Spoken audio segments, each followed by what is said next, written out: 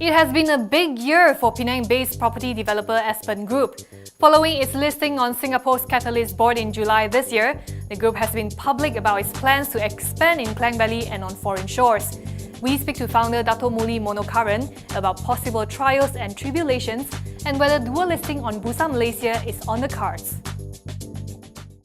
Aspen is planning to launch an affordable housing project in Klang Valley next year in Kajang, so that will be your first project in Klang Valley. Is building affordable housing your direction moving forward? That's who we are, that's how we started, and that's our brand identity. And I think looking at the market, where the market is heading and how Malaysian property market is going to be relevant in the next 3 to 5 years, I think affordable housing is what really the demand is going to be.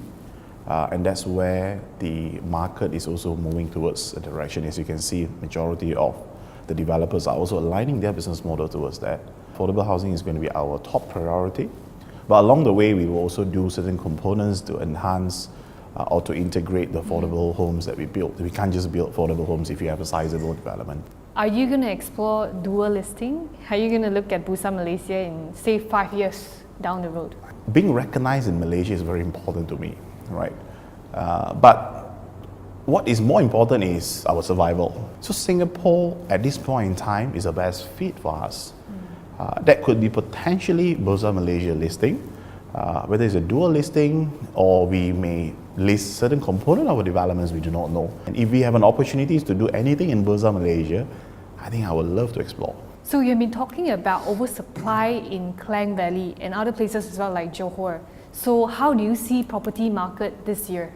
I think for us in Aspen, Johor, it's never in our radar for the time being, which we think there's plenty of supply coming in Johor. And Johor, it is not really an urban environment yet, although I think the governments are putting a lot of effort building it. So my target has always been Klang Valley, which we think is an ideal location for us to expand in Malaysia, and Penang to continue to be where our home base is. So if you look at oversupply situations, I don't think an oversupply situation is in an affordable environment. The oversupplies are more of those products that are being planned, being sold 2 or 3 years ago, which coming into completion this year. And the market to absorb those sub-sales products or the demand that created in sub-sales are just not there. Talking about financing, you say property developers have to be smarter, but what are the things that they can do to help people who want to really buy a house to stay, to get a house? I think smarter in a sense that create a product that truly what market needs, right?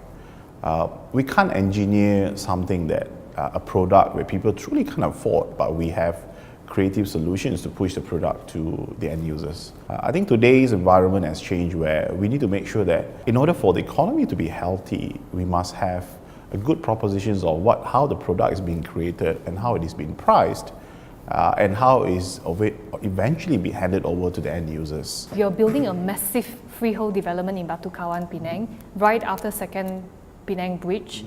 We're working with Ikea to build an Ikea there. So how does this JV work? The joint venture with Ikea is, they are not just a joint venture partner, it is an incorporated company where we have equity in the two projects, right? So both entity has pumped in capital. We are co-owners of the land that we buy. We co-develop the development component that we buy. So any profit sharing obviously will be shared within the two parties. And this is a very unique business model because in the past, you will see Ikea, if they make any investments, they're looking at the Ikea store, or to a larger extent, they will go to do the shopping center. Yeah.